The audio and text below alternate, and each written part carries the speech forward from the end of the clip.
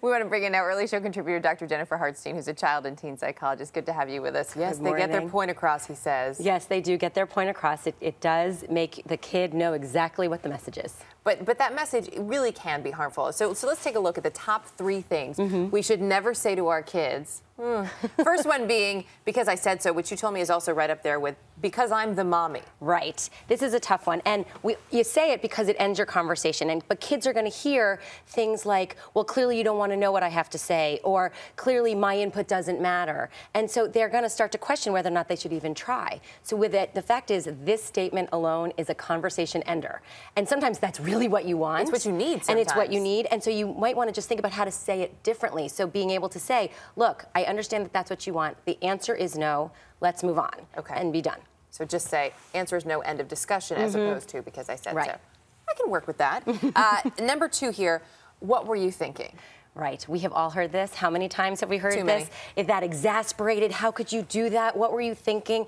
And what kids are really going to hear there is, what's wrong with you? How dumb can you be? And the fact is, sometimes you are going to make mistakes. Kids are in the moment. Teenagers especially are in the moment. They aren't thinking. So they don't know what they were thinking. So you're not going to ever get an answer that's satisfactory. So you really want to be able to say, hey, this seemed like a really irresponsible or bad choice. Can we talk about what you were thinking and why you made that choice so I can understand it?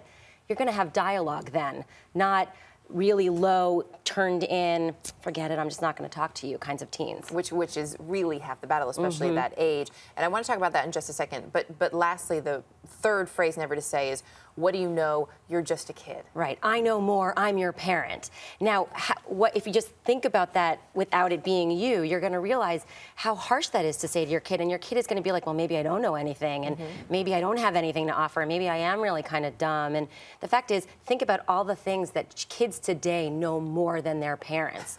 I mean, anything technological. Technological, internet, text messaging. You need your kids, so you can't pick and choose sometimes when that's going to be. So you want to be able to validate that they have something to bring to the table, and that's going to keep them coming back and talking to you. And keep that dialogue open, which you just mentioned in the number 2 phrase, not to say, being the what were you thinking. These really come into play when you are trying to have an important discussion with your preteen, with your teen, because it's a sensitive age and tough to get anything out of them. So what are some tips on drawing them out? Right. You really want to be very aware of what their needs are. So you really actually want to listen first and talk second.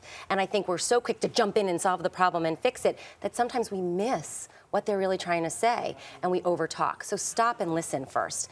That's so important. You want to also be firm and clear with what your limits are, but warm and accepting of maybe some negotiation, understanding where they're coming from, and really validate their feelings. And when you say, too, the listening part, how important is it to stop and look at them and say, I'm looking you in the eye, I need you to listen to me, and then I'll listen to you. I mean, does that really help? Yes, it does. You need to give your kids your undivided attention.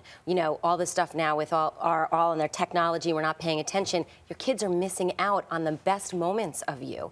So you need to stop and make the time. If they come and say, hey, Mom, can I talk to you for a second?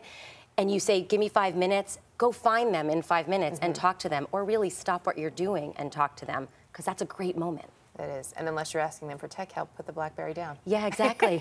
Exactly. Dr. Jennifer Hartstein, always good to have you with us. Thanks so much. I've noted the 3 phrases. I'm going to do my very best. Good luck. Because you said so.